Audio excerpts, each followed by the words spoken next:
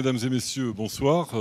Merci d'avoir accepté notre invitation. Nous n'allons pas retarder beaucoup le moment que vous attendez, c'est-à-dire ce dialogue un petit peu intimiste autour d'un auteur, un dialogue avec, je dirais, qui parcourt non seulement les derniers livres, mais plutôt une vie, une carrière, et puis toujours avec cette thématique des littératures du réel, qu'avec nos partenaires de l'espace culturel Leclerc.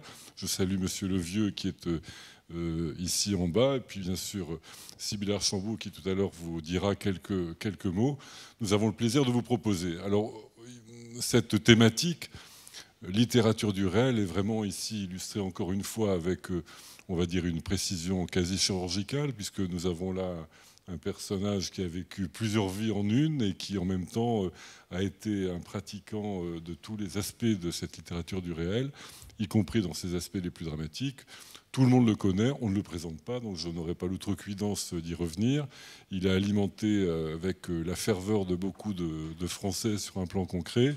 Et puis en même temps, c'est un écrivain remarquable qui écrit avec une plume fine, délicate, sur des choses qui nous concernent quelquefois au plus près, puisque il nous fait même l'amitié de parler de Bordeaux, et donc de parler avec talent de Bordeaux et des vins de Bordeaux. Donc nous sommes une fois de plus ravis de vous accueillir ici aux côtés d'Olivier Mony, notre compère, talentueux compère et talentueux lettré qui anime ces rencontres. Donc merci encore.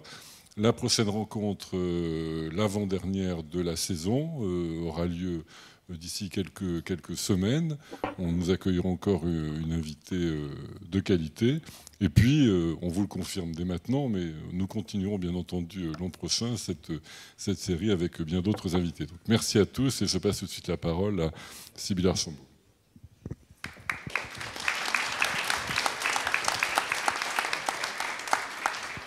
Bonsoir.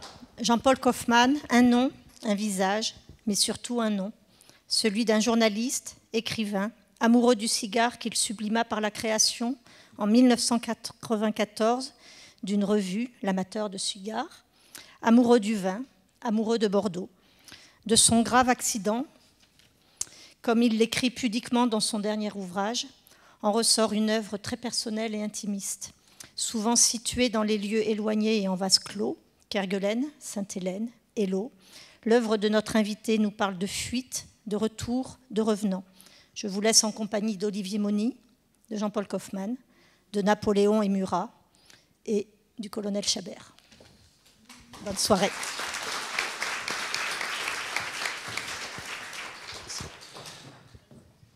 C'est la première fois que je passe avant, déjà Jean-Paul Kaufmann, c'est embarrassant, mais Napoléon... Mesdames et messieurs, bonsoir. Merci de votre fidélité à ces conversations au carré qui ont, je le crois, aujourd'hui trouvé leur vitesse de croisière, qui est une vitesse qui n'est ni trop élevée, ni trop importante.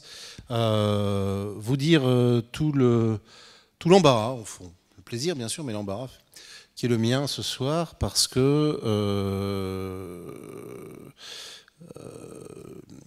des sentiments se mélangent en recevant Jean-Paul Kaufmann.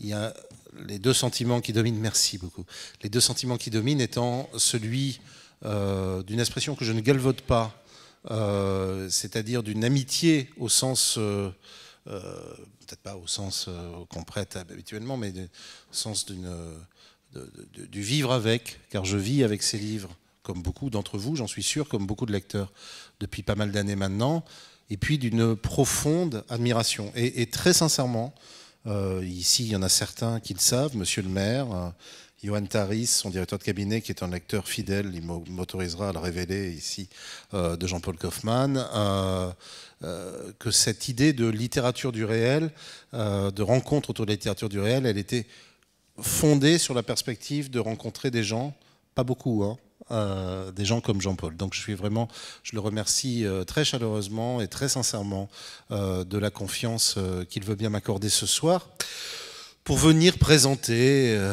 avant tout autre lieu, en notre belle agglomération bordelaise, notamment bien sûr son dernier livre, mais on ne va pas s'en tenir à ça, on va parler de lui, c'est-à-dire de son œuvre, car un écrivain n'a de vie qu'à travers son œuvre, je crois.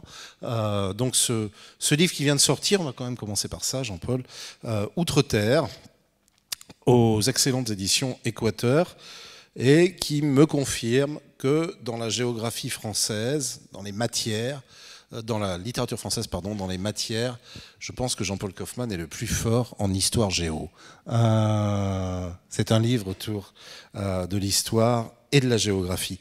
Alors, Jean-Paul, en renouvelant mes remerciements, commençons par le commencement, si vous voulez bien, ce livre, et le titre de ce livre, Outre-Terre. Pourquoi ?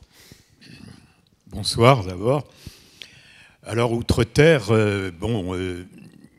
Outre-Terre, c'est une région mal connue de notre Europe, qui est l'ancienne Prusse orientale, qui est aujourd'hui une terre russe, une enclave russe, et que j'ai visité pour la première fois en 1991. C'était une zone jusqu'alors interdite, et les autorités soviétiques ont commencé à délivrer des visas. C'est quelques mois avant la fin de l'URSS, et moi je voulais aller visiter cet endroit. Pourquoi ? À cause d'un nom, Königsberg. C'est un nom, il y a des mots comme ça qui font rêver.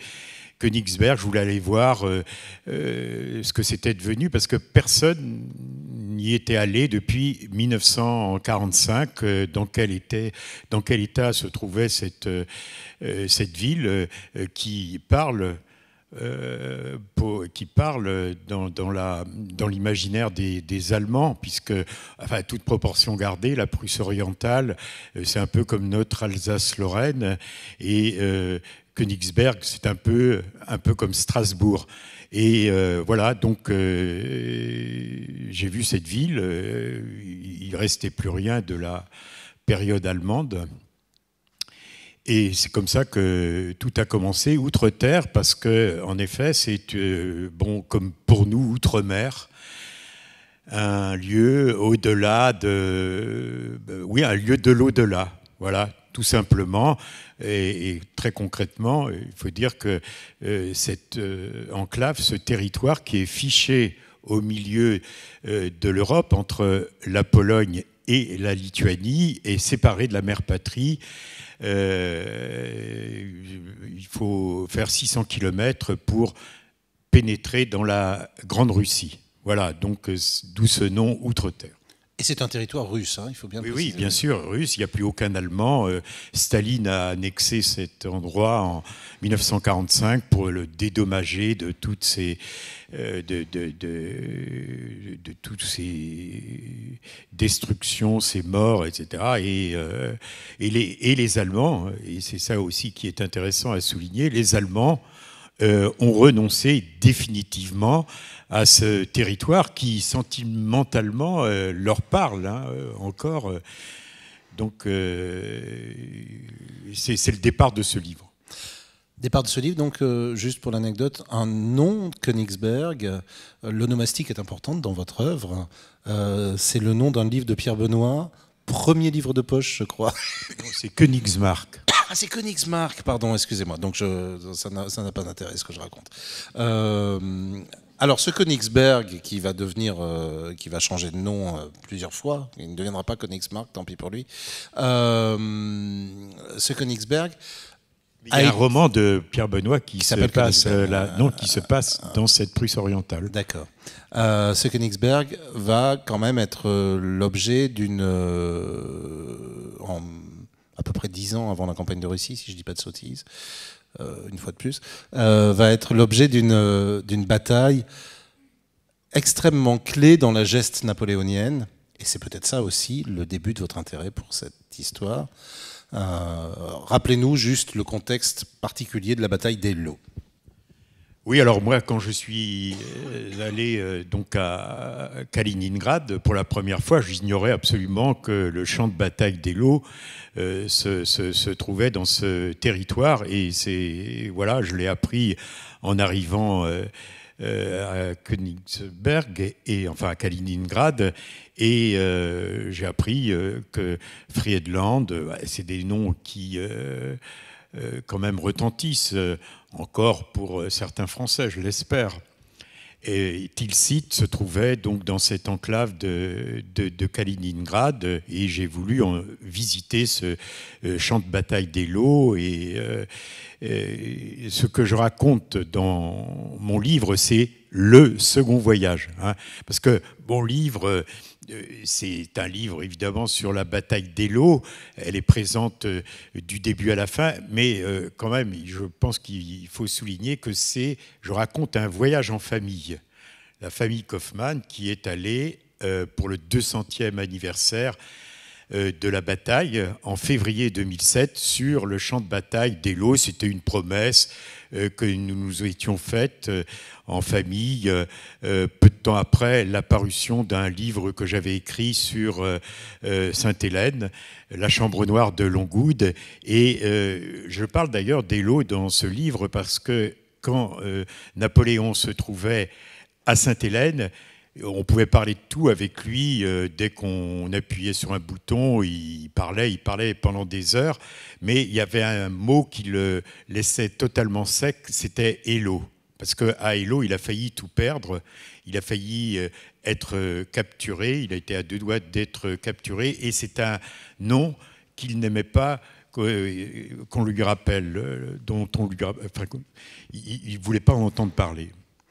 Alors, on va quand même en parler un petit peu. Donc, 2 voyages, vous l'avez dit. Le premier, solitaire, je crois, plutôt vers le début des années 90, c'est ça? Oui, 91. 91, alors que l'URSS n'est pas encore, ou s'apprête à... 3 mois plus tard, ça va être cette histoire-là, avec Gorbatchev, oui, du coup d'État. Du coup d'État, qui n'en est pas vraiment, oui. Ouais, d'accord. Oui, c'est 3 mois après.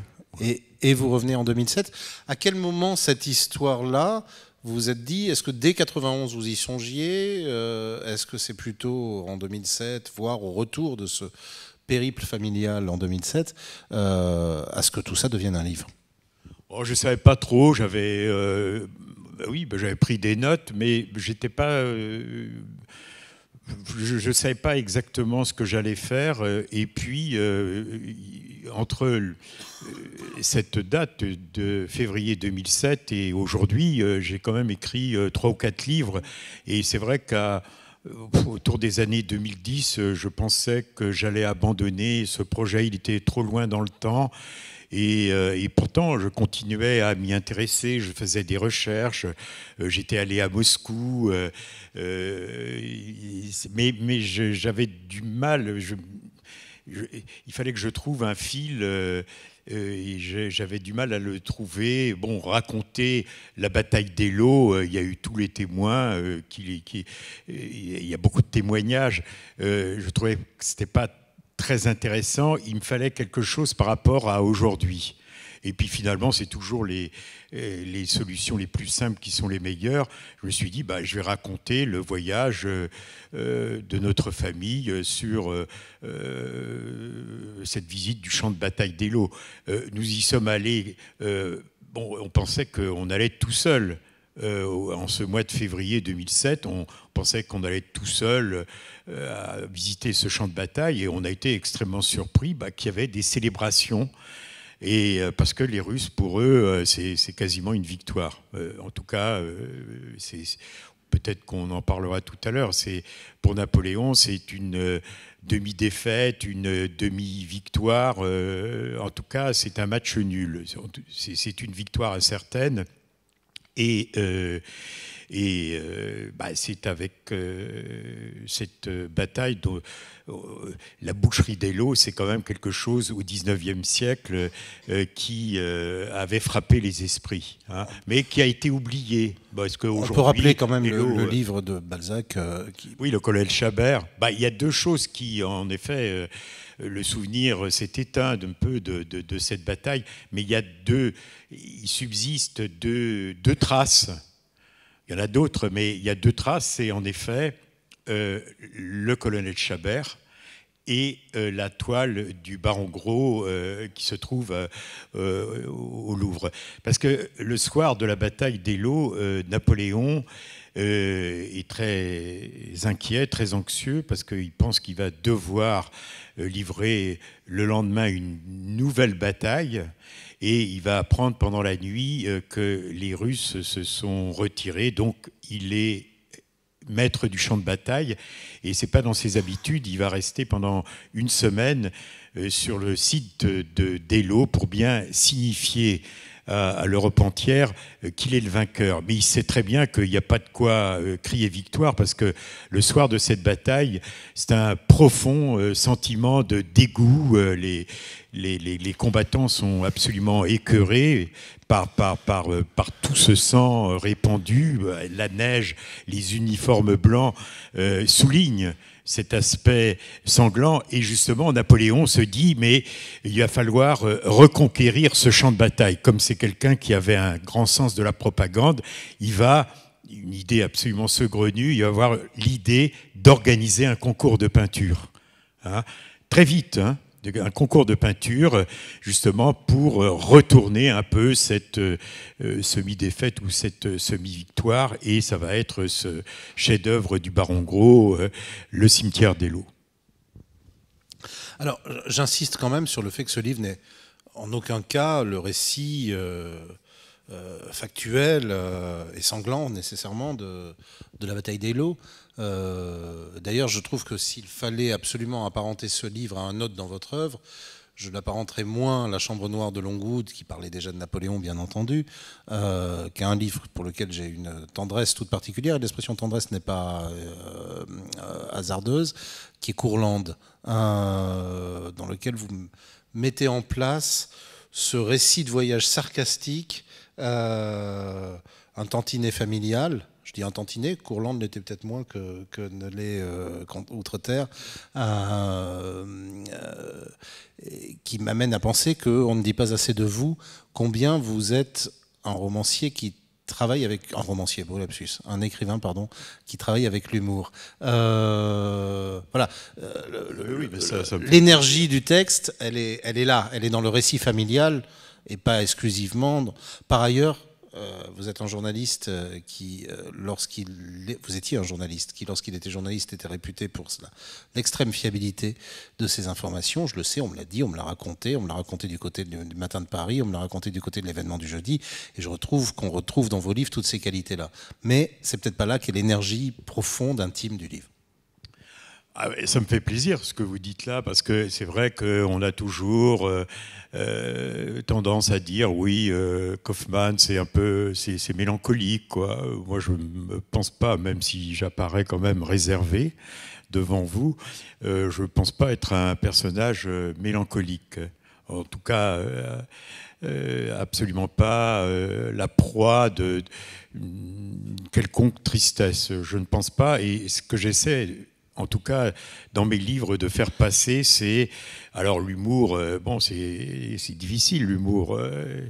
C'est prétentieux de dire qu'on a de l'humour, mais enfin, en tout cas, une forme de gaieté, de joie. Oui, de joie. Enfin, ça fait un peu ridicule, la joie, mais c'est vrai, une forme oui, de plaisir de vivre. C'est ce que... Je pense que le sujet d'Outre-Terre, c'est le plaisir, le bonheur d'être vivant. Hein, et ça, ça me fait beaucoup plaisir que vous le souligniez. Et alors, peut-être que, justement, parfois, enfin, dans mes livres, il y a... c'est pas à moi de le dire, il y a peut-être un côté un peu pince sans rire. Alors, on ne sait pas trop si c'est du lard ou du cochon, comme on dit. Et... parfois, on peut peut-être se tromper sur ce ton, mais vous avez raison, le Courland, d'abord, la Courlande, c'est tout près de l'endroit, c'est tout près de cette Outre-Terre, c'est la mer Baltique, hein, qui est la Méditerranée du Nord. Les gens vont toujours vers le sud, mais ils ont tort, parce que c'est surtout en été, la Baltique, c'est superbe. Il y a une lumière inégalée et on ne voit pas beaucoup de Français. Je vous recommande d'aller dans ces contrées. Il y fait fort beau en plus de ça. Et puis c'est là, c'est le jour, c'est les nuits blanches, quoi. Hein. mois de juin, mois de juillet.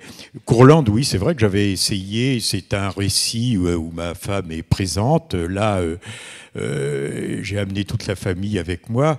Donc, c'est sûr que l'Outre-Terre n'est pas un pays des plus riants. Hein, c'est un peu une caricature de l'ex-Union soviétique. Et côté déglingué.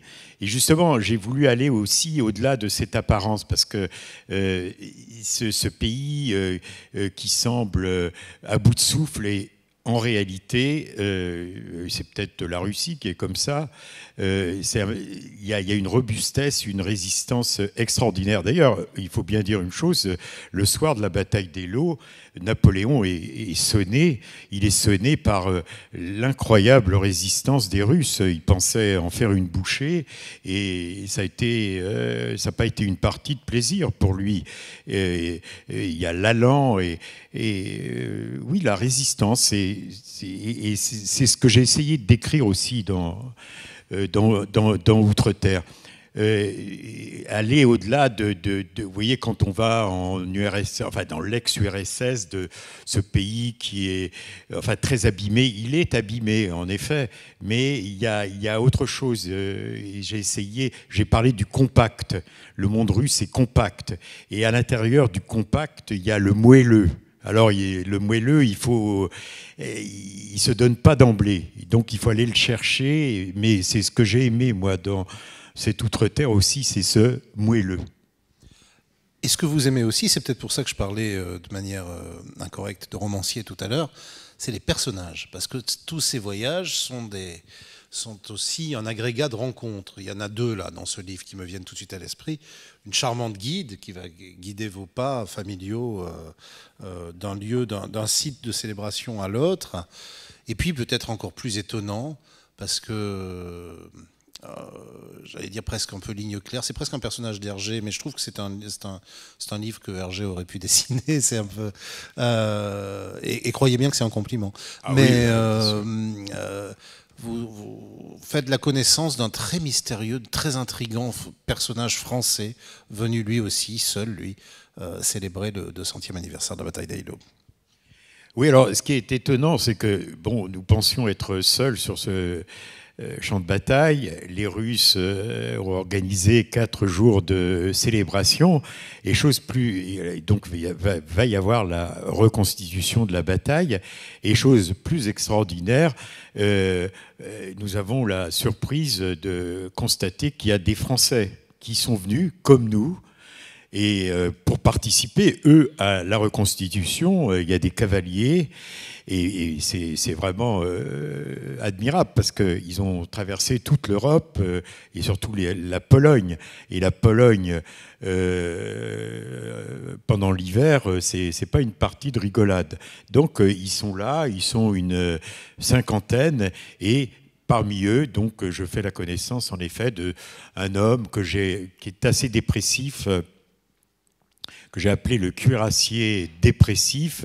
Il fait partie de ces gens, comme on en voit beaucoup depuis un certain temps, puisque depuis 1796, depuis la campagne d'Italie, on célèbre en Europe les victoires ou défaites napoléoniennes. Enfin, il n'y a pas beaucoup de défaites de Bonaparte ou de Napoléon. Ça a commencé en 1796, et puis maintenant c'est terminé, puisque là il est censé être à Sainte-Hélène. Et d'ailleurs, je vous invite, si vous venez un jour, quand vous serez à Paris, d'aller visiter.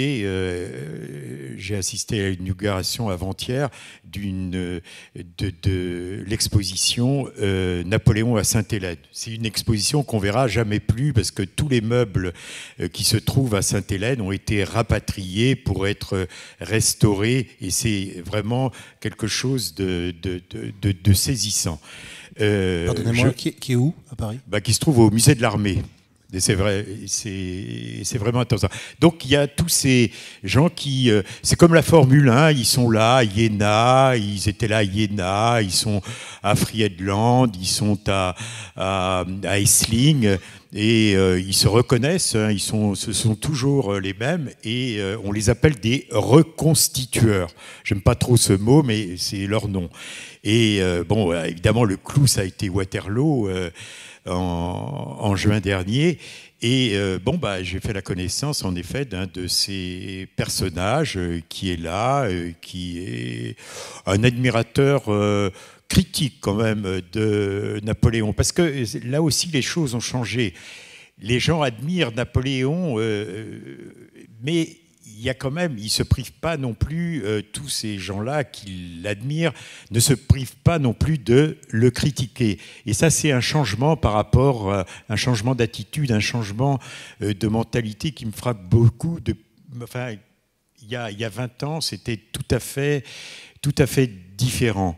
Et donc voilà, c'est ce personnage qui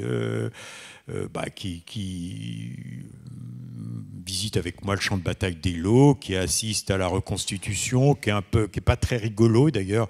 Ma famille n'a pas trop envie de la voir sur le dos au cours des repas là, parce que donc c'est un peu la figure aussi de l'homme seul dont personne ne veut. Et c'est une figure qui m'émeut beaucoup, ça. Tiens donc. Racontez-moi, comment Napoléon est rentré dans votre vie pour non plus jamais sortir? Ah non, j'ai absolument, moi j'avais aucune admiration. Mon admiration est comme ce que je viens de décrire, c'est une admiration tout à fait... Je n'ai pas dit le contraire, mais tout à fait critique. Non, des lectures d'enfance? Non, absolument pas. Écoutez, c'est très simple. J'avais écrit un livre sur les Kerguelen.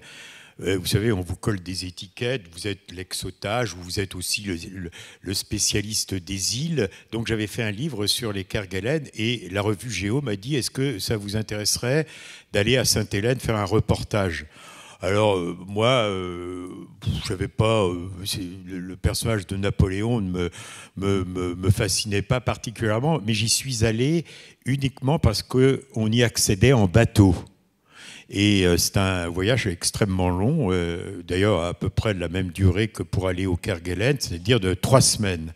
D'ailleurs, c'est fini aujourd'hui, il fallait visiter Sainte-Hélène avant le mois de mai, puisqu'il va y avoir un aéroport, et c'est fini. Le côté musée de Sainte-Hélène, et surtout ce lieu qui est extraordinaire, Longwood, qui est vraiment un lieu hanté, mais qui va vraisemblablement être détruit par tous les admirateurs de Napoléon du fait de cet aéroport et de ces lignes directes. Eh bien, voilà, j'ai accepté d'aller là-bas et je savais absolument pas que j'allais écrire un livre j'allais écrire un reportage, et j'étais tellement frustré. Il fallait rapporter quand même tout le background, comme on dit aujourd'hui, parce que bon, parfois les gens confondent Sainte-Hélène et l'île d'Elbe. Donc j'avais un papier de 10 feuillets à faire, 8 feuillets pour raconter un peu l'aspect historique. J'avais que 2 feuillets pour rapporter le Sainte-Hélène d'aujourd'hui. Donc d'ailleurs, comme beaucoup de mes livres sont écrits à la faveur d'une frustration. Hein, et c'est par frustration que j'ai écrit ce livre, et j'ai longtemps hésité parce que bon, je me suis dit encore, on va me resservir l'histoire de ma captivité, celle de Napoléon, ça n'a rien à voir, mais enfin, et en même temps, bon, je me suis aperçu que tous les enfermements se valent, et c'est vrai que la figure de cet homme vaincu et qui a passé ces 5 dernières années dans cet endroit impossible de Sainte-Hélène je dois dire, assez touché. Et je raconte toujours d'ailleurs que j'ai écrit ce livre aussi à cause d'une odeur que j'ai dit, c'est l'odeur de la captivité. Et c'est vrai que Longwood, où il a vécu, dégage une odeur tout à fait particulière. Vous voyez, de confinement qu'on observe lorsqu'on va dans des prisons, dans des hôpitaux. Et c'est peut-être aussi à cause d'une odeur que j'ai écrit ce livre. Et puis aussi peut-être parce que en effet c'était l'homme. Napoléon, et c'est pour ça aussi que Hello m'a intéressé. Austerlitz, ça m'intéressait pas.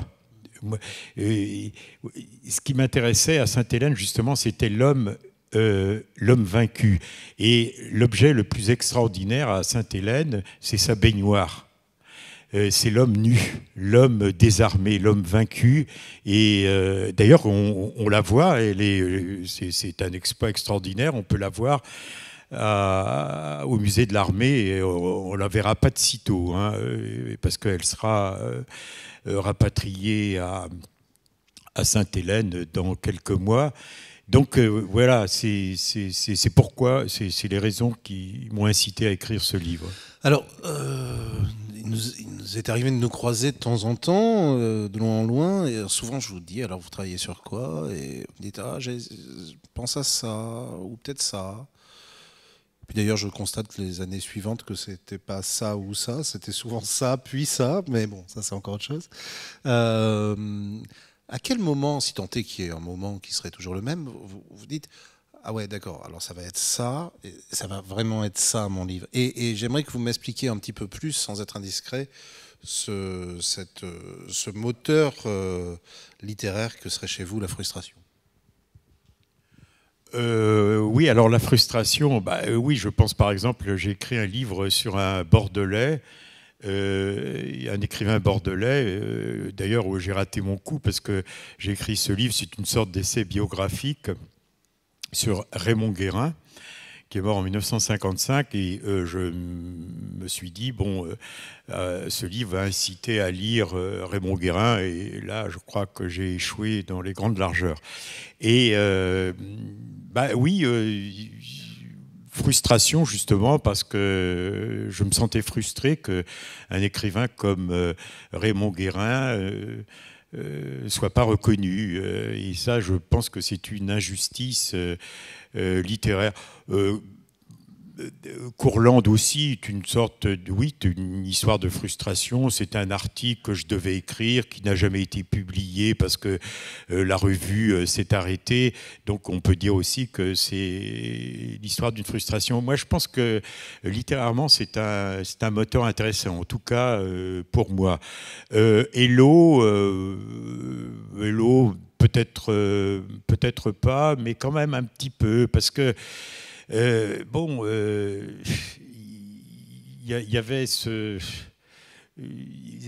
y avait quand même que ce lieu outre-terre qui est un lieu impossible. Comme j'ai dit tout à l'heure, un lieu un peu sinistre, un peu désolé. Et puis quand même la désolation, c'est ma spécialité. Alors je me suis dit, oui, mon premier livre, ça a été sur les Kerguelen, les îles de la désolation, c'est leur premier nom. Donc oui, on peut dire que c'est un processus intéressant pour moi, enfin qui est déclencheur en tout cas. Alors qu'est-ce qui fait qu'à un moment donné, un livre, je ne dis pas un sujet, un livre passe sur le devant de la scène et occupe tout? Oh, ça, c'est difficile. Comment le savez-vous? Enfin, comment... Bon, il y a beaucoup de livres que je pense abandonner parce que je me dis que ça va pas, que c'est raté.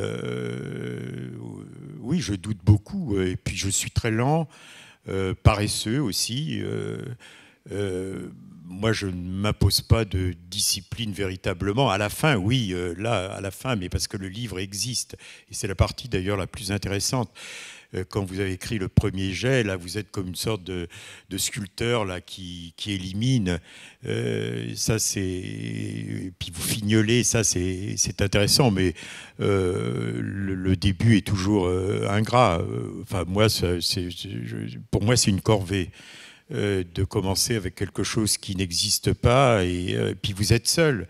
Il y a des créateurs qui ont, je sais pas moi, quelqu'un qui fait un film, il a toute une équipe, il peut être porté par toute cette équipe. Même celui qui peint, il se bat contre la matière. hein, il est avec les couleurs, il y a quelque chose de physique. Mais quand vous êtes face à votre feuille blanche, moi j'écris encore avec un stylo. Je suis de la vieille école. Donc oui, c'est un exercice morose, monotone. Et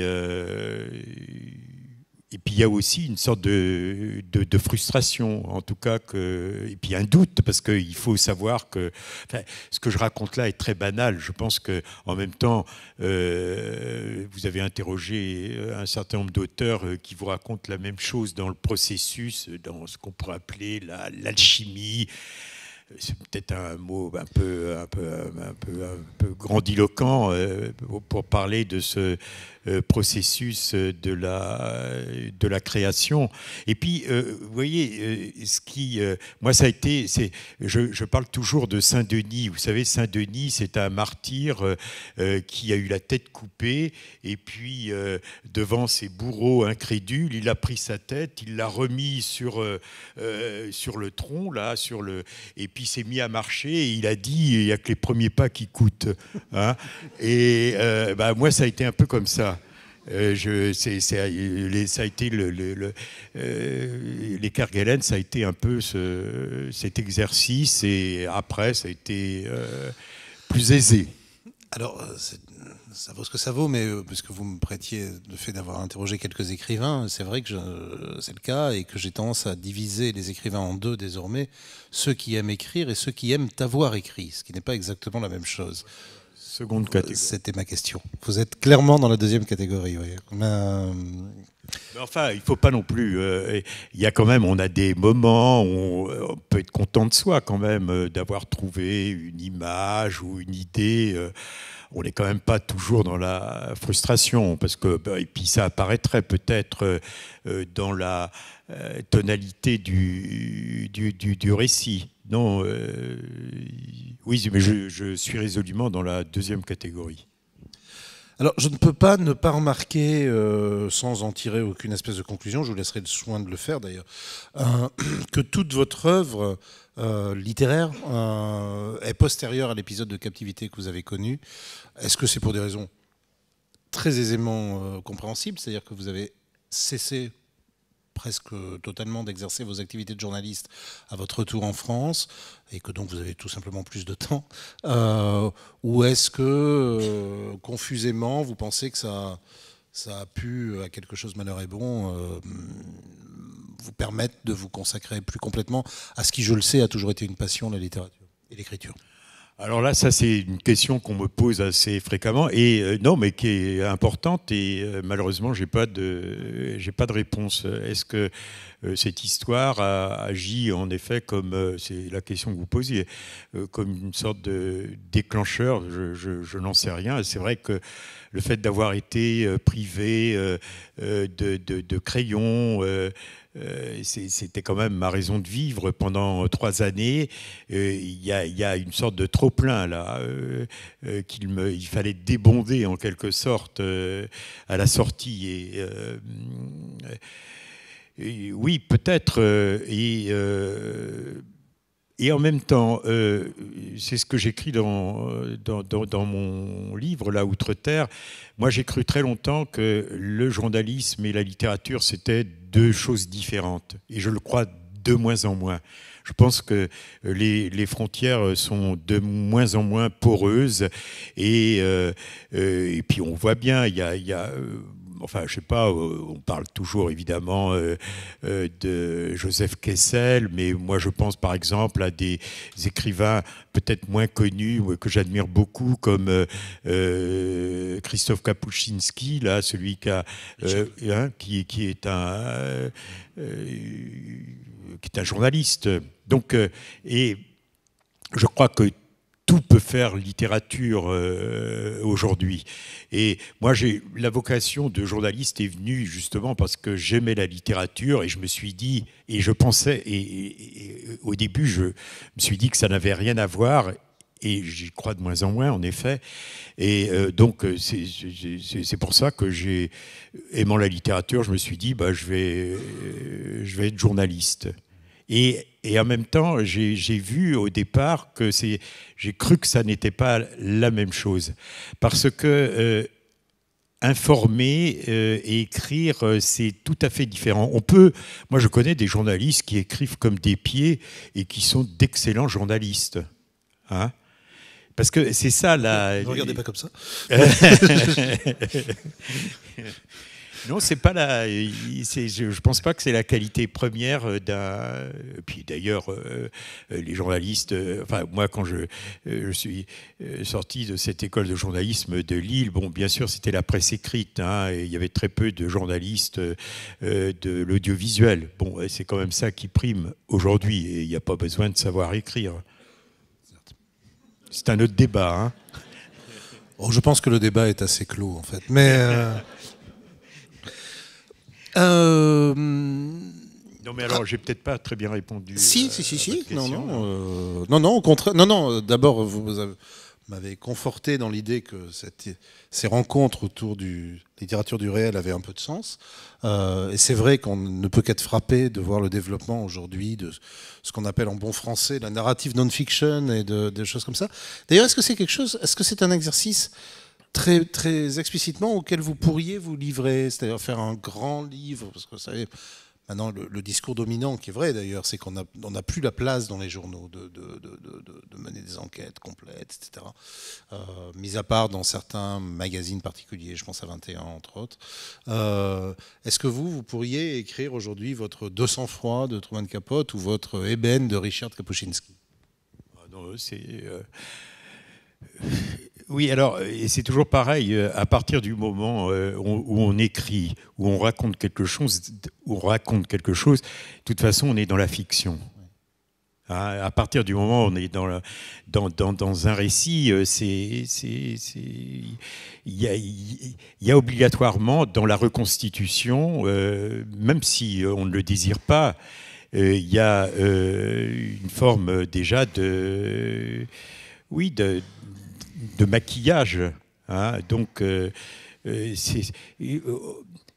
me considère absolument pas comme romancier. C'est vrai que, mais parce que c'est un autre genre. Alors, je ne sais pas s'il faut donner une étiquette au genre que je pratique. Est-ce que c'est indispensable? Ou je sais pas, on peut dire que c'est un récit.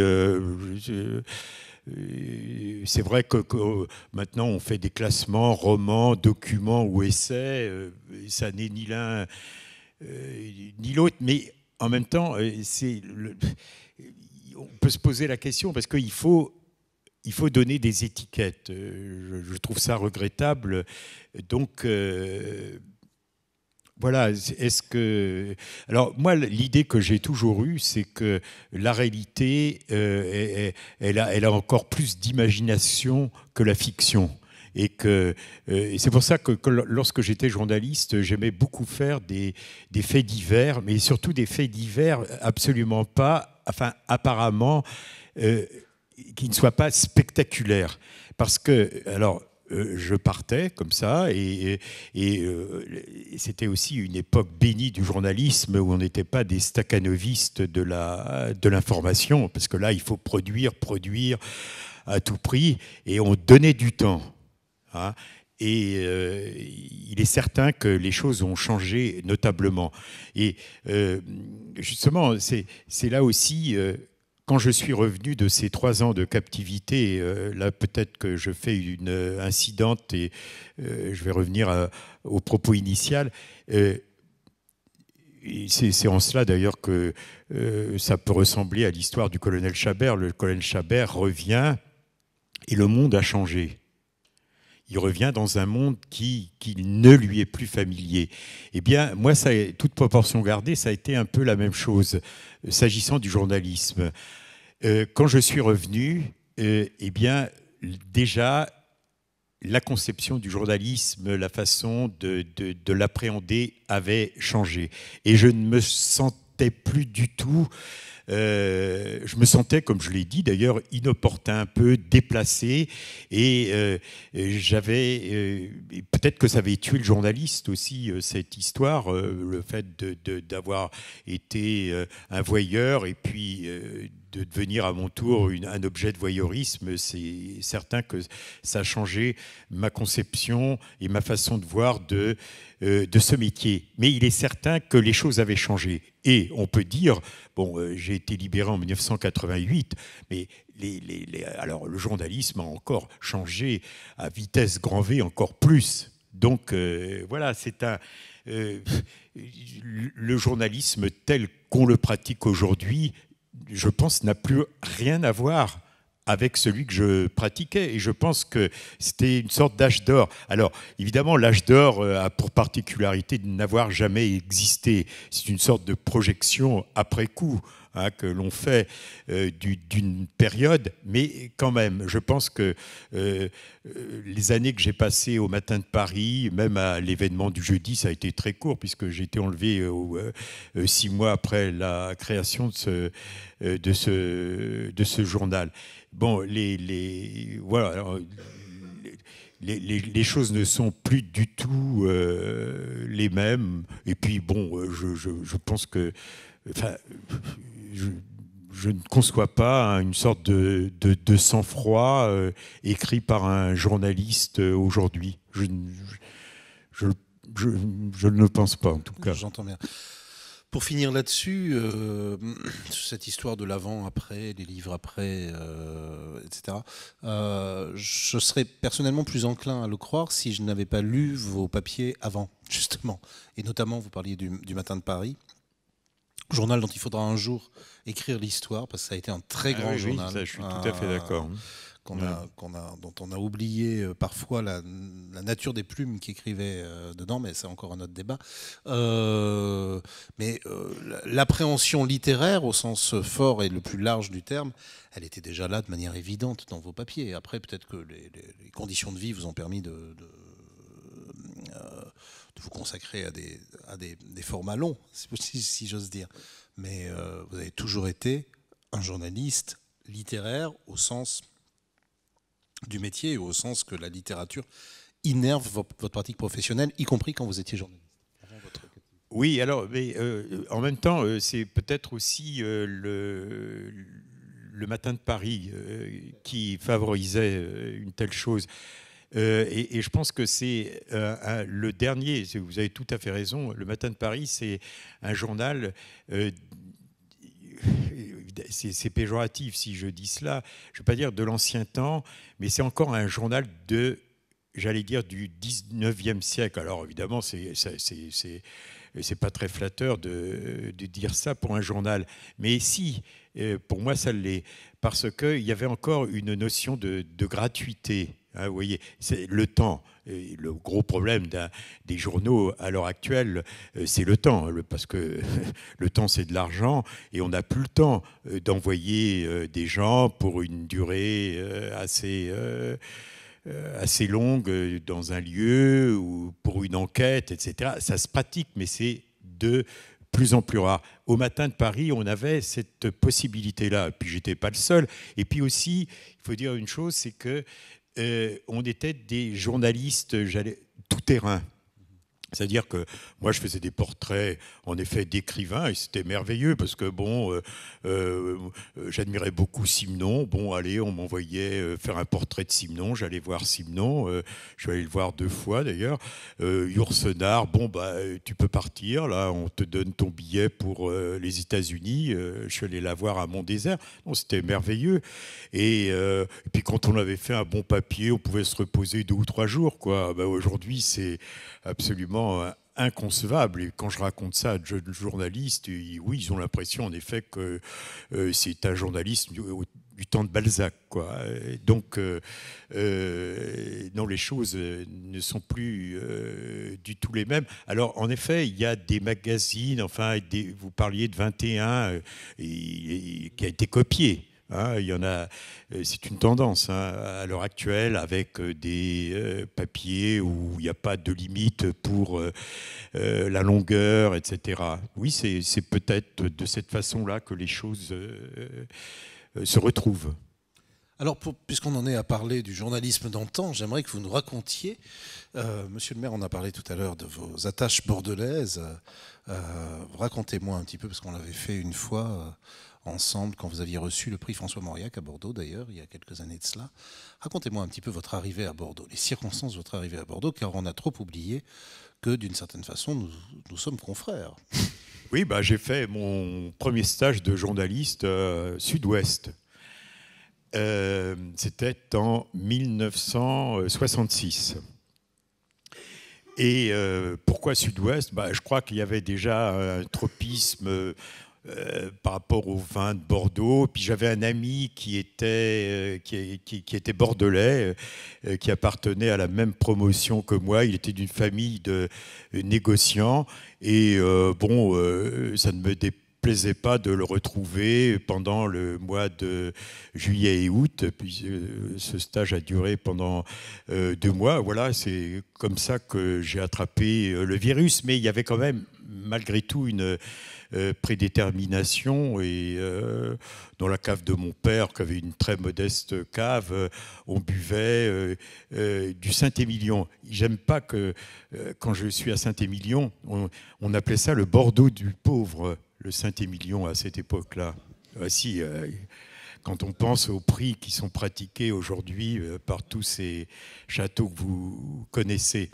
Non, c'était, là je parle des années 50. Hein. C'est très éloigné dans le temps. Voilà comment les choses ont commencé. Bon, j'avais 22 ans. À 22 ans, vous savez, c'est comme l'opéra, le vin, c'est quand même un plaisir d'homme mûr. Il faut un peu avoir parcouru un petit peu quand même le monde et ce goût pour le Bordeaux m'est venu un peu plus tard. Quand j'étais au Matin de Paris, c'est vrai que c'était mon violon d'Ingres, c'était mon hobby. Il y en a qui pratiquent la guitare électrique ou la collection de timbres. Ben moi, j'allais pour le week-end à Bordeaux, je faisais des dégustations. Et puis, il faut quand même dire, à cette époque-là, on était très peu. Hein. C'est la fin des années 70, les journalistes du vin. Et je ne peux même pas me considérer comme un journaliste du vin. Il y en avait très peu. Ils se comptaient sur les doigts des 2 mains. Et alors après, et puis nous, on ne connaissait pas la suite. Comme on dit, on ne connaissait pas la suite du film. La fin des années 70, c'était pas terrible. Cette décennie, il y avait les scandales, les millésimes des années 70. Il ne faut pas dire qu'ils étaient grandissimes. Donc voilà, et il y a eu le 82 qui a été salué par Parker. Et puis c'est là que ça a commencé. Et moi, je croyais à la fin des années, au début des années 90, 91, 92, là, qui n'étaient pas des années fameuses, que cet âge d'or, puisqu'on reparle d'âge d'or, était terminé, mais c'est reparti de plus belle et la machine s'emballe. Alors, je pense que relativement peu de gens le savent, justement, pardon d'en reparler, à votre retour de captivité, vous avez publié un petit livre qui était à usage privé, je dirais, pour vos amis. Oui, c'était un livre qui s'appelle Bordeaux retrouvé. Qui s'appelle Le Bordeaux retrouvé, que je trouve être un livre admirable. J'avais eu la chance de l'avoir entre les mains. Et comme est admirable cette volonté de se réassurer du monde via un verre de Bordeaux, en l'occurrence. Vous y racontez votre découverte du vin de Bordeaux. Non, c'était pas... Oui, enfin, je raconte par accro, en effet, la façon dont je suis venu à Bordeaux, mais surtout aussi le Bordeaux retrouvé, c'était une façon. C'est peu de temps après ma libération et j'étais incapable d'écrire sur ce qui s'était passé et donc je cherchais une sorte de prétexte. Je ne pouvais pas parler de ces choses-là, j'allais dire frontalement. Donc il me fallait et alors pendant mon absence, l'Amateur de Bordeaux, qui était une revue dont je m'occupais, et je me suis rendu compte que personne n'était remplaçable. Non, elle était bien meilleure que lorsque j'avais été, au moment où j'avais été enlevé. Et la personne qui s'en occupait m'avait dit, bon, tu devrais quand même donner de tes nouvelles par rapport à ce qui s'est passé pour toi. Et je me suis dit, bon, je vais quand même pas leur infliger l'histoire de ma captivité. Et je me suis dit, bon, bah, je vais essayer de parler en même temps du Bordeaux. Et finalement, ça a été extrêmement profitable parce que par la bande, j'ai réussi. Et pour une période assez courte, comme on dit aujourd'hui, il y avait une fenêtre de tir qui se présentait à moi. Après, les choses se sont fermées, donc j'ai publié dans un certain nombre de livraisons de l'Amateur de Bordeaux ces textes qui relataient en effet et ma découverte de Bordeaux, et puis aussi le fait que j'avais été plongé dans un monde barbare, rudimentaire, qui était l'exact opposé en effet du monde très... Bah oui, on peut dire raffiné, civilisé, doux, suave, qui était celui de Bordeaux. Donc je jouais en effet sur cet effet de contraste, et j'ai écrit donc ce Bordeaux retrouvé, et je ne voulais absolument pas qu'il soit vendu dans le commerce, et je l'avais destiné à tous ceux qui, de près ou de loin, et évidemment j'ai oublié beaucoup de gens qui s'étaient mobilisés pour ma libération, et c'est des inconnus, ça pouvait être Charles Pasqua ou Jacques Chirac, puisqu'ils ont été à l'origine de ma libération. Donc des inconnus, des gens connus, et malheureusement il y avait très peu d'exemplaires, mais j'ai jamais voulu qu'ils soient réédités. Jusqu'à ce jour. Jusqu'à ce jour. Est-ce que le Bordeaux a été pour vous la porte d'entrée du Sud-Ouest, ce Sud-Ouest qui est désormais en partie votre querencia, pour reprendre un terme cher à votre défunt ami Pierre Veilleté. Est-ce que c'est le Bordeaux Oui, ça, incontestablement. J'avais déjà l'idée, peu de temps avant mon enlèvement, de chercher quand même quelque chose pas très loin de Bordeaux. Et après ma libération, nous avions une maison dans Sologne, et c'est sûr qu'il y avait une période a été tournée. Oui, il y a une sorte aussi, il faut bien le dire, de renaissance, c'est-à-dire qu'il y a une vie avant et après. Et c'est vrai que lorsque je parle avec ma femme ou mes enfants, on se dit toujours, c'est avant ou après ? C'est vrai que ça coupe une vie de manière, c'est assez pratique de ce point de vue-là, une vie de manière assez tranchée. Donc j'avais quand même l'idée de me rapprocher du Sud-Ouest. Et lorsqu'il s'est agi de trouver une maison, je voulais quand même quelque chose qui ne soit pas dans le vignoble, mais pas très loin. Et c'est comme ça que j'ai trouvé cette maison dans les Landes. J'ai raconté ça donc dans ce livre, dans La Maison du Retour. La Maison du Retour. Mais ça n'a pas été une mince affaire, hein. Ça a été toute une aventure, chercher une maison. J'imagine. Y a-t-il, on arrive doucement au terme de notre entretien, y a-t-il des questions, des réflexions dans la salle ? Madame, au premier rang.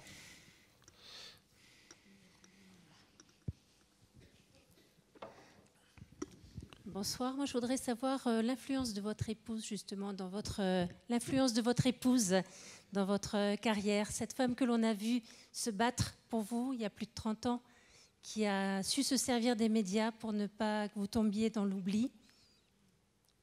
Cette combattante. Il faudrait lui poser la question. Moi, je ne peux pas parler à sa place, mais bon, c'est certain que son rôle a été décisif, capital. Mais elle n'aime pas que je lui dise ça, parce que souvent je lui dis « tu n'as fait que ton devoir ».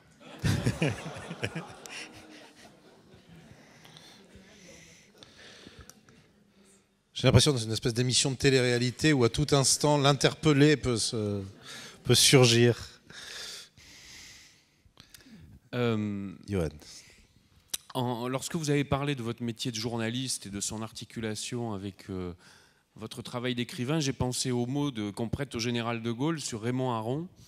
C'était dans une conversation, je crois, avec Alain Perfit, où de Gaulle dit « Mais Raymond Aron, vous me parlez de ce professeur au Figaro ou de ce journaliste au Collège de France ?»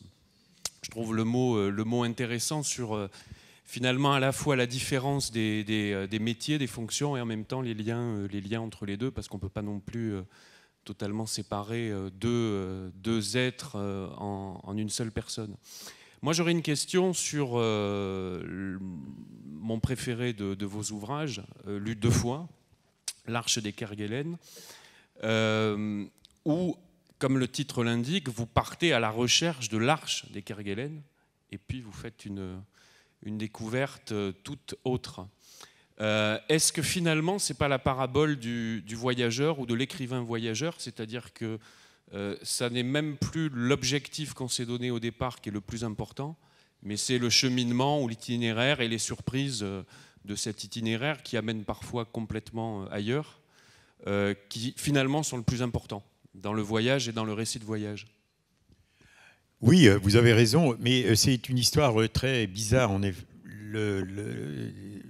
Ce livre, L'Arche des Kerguelen, parce que au fond, je vous demande de me croire, je me suis aperçu de cela après. J'ai écrit ce livre et je n'avais absolument pas l'idée, enfin, c'était très loin de moi, le fait d'avoir choisi cet endroit. Bon, évidemment, j'ai raconté que c'était, et c'est la vérité, que c'était un rêve d'enfance.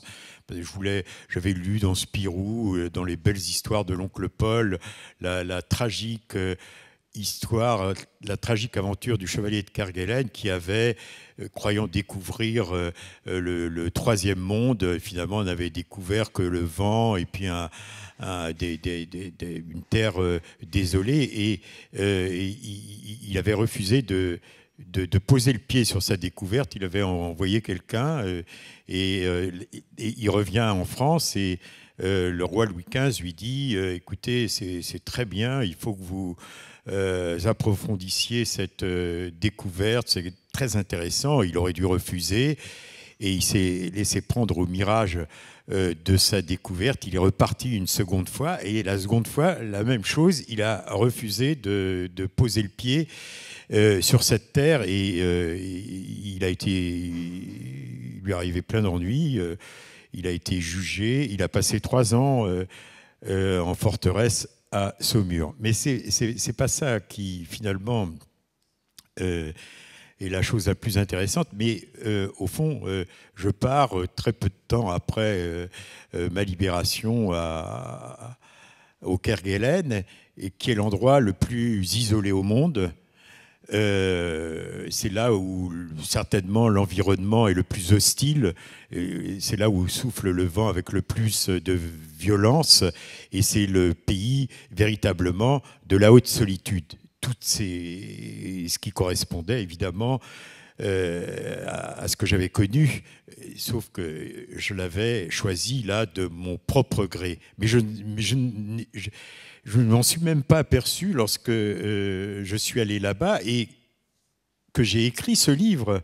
Je ne me suis même pas aperçu que ça avait un rapport tout à fait étroit, même hallucinant avec ce que j'avais connu. Et je ne l'ai découvert qu'une fois écrit ce livre-là. Mais les gens ne me croient pas lorsque je dis cela. Et c'est la vérité. Et c'est peut-être aussi ce qui donne à ce livre ce côté un peu désolé quand même. Je suis toujours un peu c'est toujours difficile quand même de parler de ses propres livres, parce qu'on n'est pas les mieux placés pour parler de ce que l'on a écrit, contrairement, et c'est pas du tout une pirouette que j'énonce là. Comme disait Henri Michaud, l'écrivain n'est pas maître dans sa maison. Il y a plein de pièces qui lui échappent, dont il n'est pas le maître, et qui lui sont inconnues. Et celui qui est le plus qualifié pour parler d'un livre, c'est le lecteur. Et puis d'ailleurs, toutes les intentions qu'on peut avoir sur un livre, ça sert absolument à rien du tout. C'est le lecteur qui est maître du texte. Et l'auteur, enfin, c'est un lieu commun de dire cela, mais c'est... Non ? Vous ne semblez pas d'accord. Ce serait intéressant de me dire pourquoi. Non. Ça risque d'être un peu long, surtout, mais... Enfin, oui, c'est vrai, mais en même temps, c'est le royaume du choix, l'écriture. C'est-à-dire que vous êtes amené à faire des choix extrêmement précis avant que le lecteur n'intervienne. Oui, bien sûr. Dans Remonter la Marne, vous avez un certain nombre de choix extrêmement précis, de structure littéraire aussi. Je pense à Remonter la Marne, je ne sais pas pourquoi, dans laquelle le lecteur n'intervient pas ontologiquement, puisque le livre n'a pas été publié encore. Oui, mais alors, une fois qu'il est écrit, c'est pour ça que lorsque on est interviewé après un livre, etc., il faut raconter un peu quel est le... je trouve que c'est... Moi, je suis opposé à ça, mais bon, je sacrifie un peu à l'usage, parce que les éditeurs... non, mais c'est vrai, il faut le faire, ce fameux service après-vente, quel horrible mot... Bah oui, mais je le pratique, moi. C'était Simone Signoret. Même mes enfants m'ont dit, d'ailleurs, après ce livre, que ça commençait à bien faire, qu'on en avait marre de m'entendre. Donc, je me suis tenu pour dit. Et comme vos enfants sont parmi les héros de ce livre, moi, je pense qu'il faudrait que désormais la promotion soit plus familialement et équitablement distribuée. Je suis tout à fait d'accord. Vous êtes d'accord ? Oui. Bah justement, puisque vous en avez assez qu'on interroge l'auteur, l'écrivain, permettez-moi d'interroger le lecteur. Que lisez-vous, que relisez-vous ?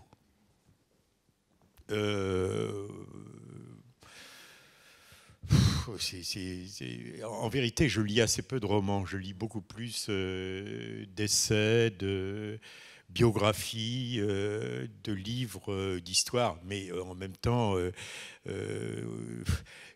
comme disait l'autre, là, je ne lis pas, je relis, mais c'est vrai que je relis les auteurs que tout le monde connaît, puis tous les 2 ou 3 ans, je relis Madame Bovary, Les Misérables, La Chartreuse, etc. Mais en même temps, il faut quand même dire une chose, je me sens, non pas un devoir, mais je suis quand même très attentif aussi à ce qui se fait.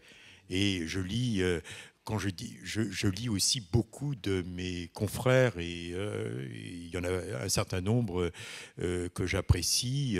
On parlait tout à l'heure de Annie Ernaux, c'est un écrivain que j'admire beaucoup, dont j'ai lu tous les livres et dont à chaque fois qu'elle publie un nouveau livre, évidemment, je suis... extrêmement attentif. Oui, il y a un certain nombre d'écrivains comme ça, d'auteurs, différence entre auteur et écrivain, là c'est aussi un autre débat. Enfin, je lis beaucoup, et je lis à peu près 5-6 livres à la fois. Et j'ai mais j'ai perdu, ça aussi j'ai raconté ça dans La Maison du Retour, j'ai perdu un peu ce rapport compulsif que j'avais avec les livres. Ça, c'est consécutif à ma détention, parce que j'ai eu très peu de livres à lire, et les quelques livres que j'ai eu à lire véritablement m'ont sauvé.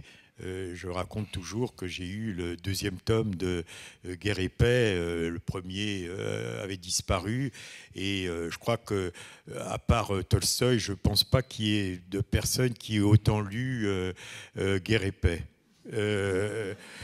Parce que je l'ai lu, enfin j'inventais toutes sortes de jeux. Une fois que j'avais terminé, je remontais le dernier chapitre. Enfin bon, il fallait occuper le temps. Donc les livres m'ont vraiment sauvé la vie, et j'avais très peur. de manquer de livres avant, c'est étrange, avant cette histoire, et cette hantise s'est réalisée. Et j'adhérais tellement à ce que je lisais, et j'ai souvent raconté aussi qu'il m'est arrivé des livres de la collection Harlequin très médiocres que je trouvais extraordinaires. Mais oui, et ça scandalise souvent les gens quand je leur raconte une telle chose, parce que c'était une présence qui venait de l'extérieur. J'étais plus tout seul. Et c'était une voix, peut-être pas très bonne, mais c'était une voix quand même.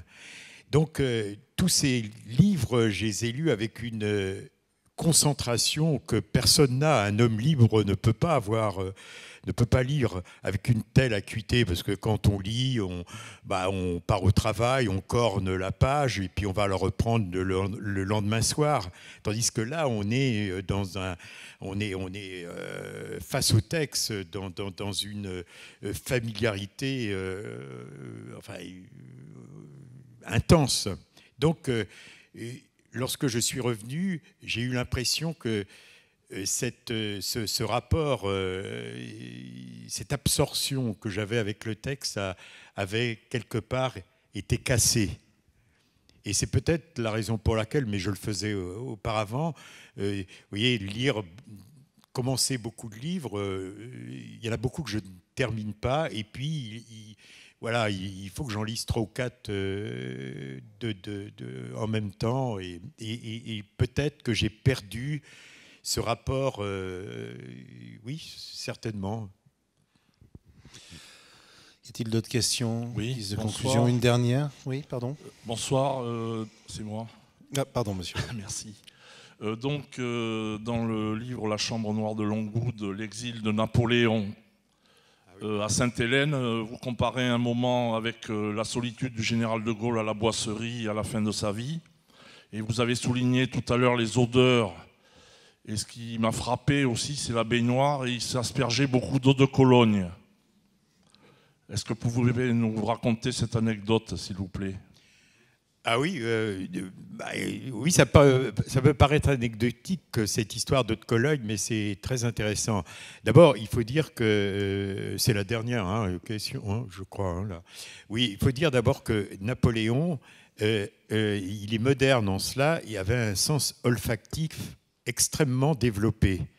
Et par exemple, il renvoyait des gens parce qu'ils ne supportaient pas leur odeur sui generis des domestiques, etc. Et c'est vrai qu'il fait toute une histoire lorsqu'il va arriver à Sainte-Hélène, et puis il y a l'odeur de peinture qui l'incommode, mais je crois qu'il faisait des allergies.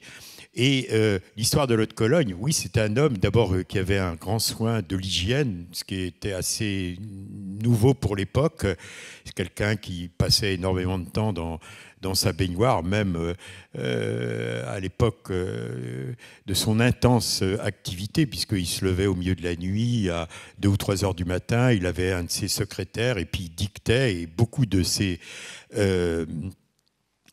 décisions ont été prises au milieu de la nuit dans cette baignoire, et c'était extrêmement important pour lui à Sainte-Hélène d'avoir une baignoire que l'on voit, comme je vous l'ai dit, dans l'exposition aujourd'hui au musée de l'Armée.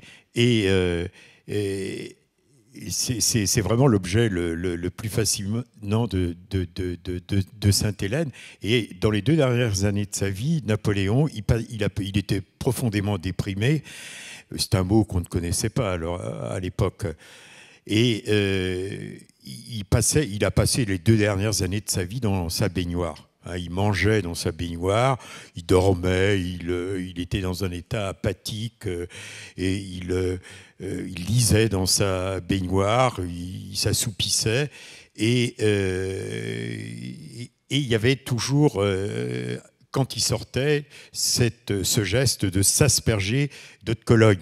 Et lorsqu'il est parti, lorsqu'il s'est rendu aux Anglais, il est parti avec beaucoup de choses, avec le grand service de Sèvres, son lit de camp, etc. Il y avait quand même il n'est pas venu démuni à Sainte-Hélène, avec beaucoup d'argent aussi, qu'il avait camouflé, des bijoux. Marchand, son valet de chambre, avait apporté avec lui des bouteilles d'eau de Cologne. Et évidemment, 3 ans après, il n'y en avait plus. Et c'est Ali qui a réussi à reconstituer par une formule. Il lisait des dictionnaires. Il a réussi à retrouver une formule permettant d'élaborer cette eau de Cologne. Et Napoléon était heureux, comme un enfant, justement, de pouvoir disposer à nouveau de cette eau de Cologne, qui a été, d'ailleurs, que l'on vend, qui a été restituée et créée exactement dans les mêmes formules. On vend ça, d'ailleurs, au musée de l'Armée aujourd'hui, l'eau de Cologne de Napoléon à Sainte-Hélène, parce qu'elle n'était pas exactement non plus comme celle dont il disposait à Paris, parce qu'il n'y avait pas de cette liqueur de géranium qui permet de fixer l'odeur. C'est une odeur extrêmement évanescente, très fugitive. Voilà, c'était son seul inconvénient. Donc, j'espère avoir bien répondu à votre question et sur le sens olfactif de Napoléon. Je suis sûr que vous m'accorderez qu'il a bien répondu non seulement à cette question, mais à celle qui précède. Jean-Paul Kaufmann, je le disais, merci infiniment. Vous venez de publier Outre-Terre, un livre kaufmannissime aux éditions des Équateurs. On vous a toujours suivi, il n'y a pas de raison qu'on vous rattrape, mais il n'y a pas de raison qu'on cesse de le faire en tout cas. Merci infiniment Jean-Paul Kaufmann. À la prochaine.